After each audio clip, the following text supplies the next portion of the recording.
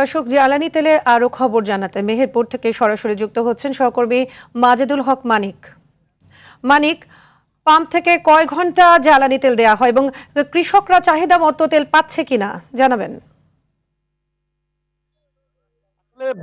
Pump থেকে মূলত জ্বালানি তেল সরবরাহ করা হয় যতক্ষণ পর্যন্ত মজুদ থাকে ততক্ষণ পর্যন্তই আসলে জ্বালানি তেল বিক্রি করা হয়, আর মজুদ শেষ হয়ে যাওয়ার পরে বন্ধ হয়ে যায়।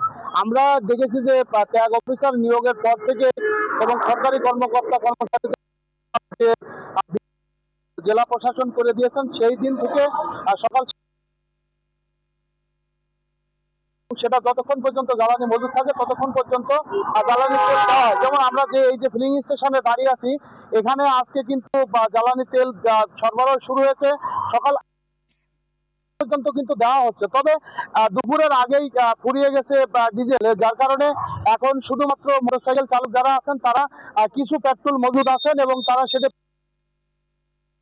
মাত্র 30-40টা মোটরসাইকেলের হয়তো ফুয়েল দেওয়ার মতো শেষ হয়ে যাওয়ার পরে ফিলিং স্টেশনটি বন্ধ হয়ে যাবে। এরকম মেহেরপুর জেলার যে 17টি ফিলিং স্টেশন আছে তার মধ্যে ডিজেল, পেট্রোল এবং অকটেন সরবরাহ করা হয় 15টিতে।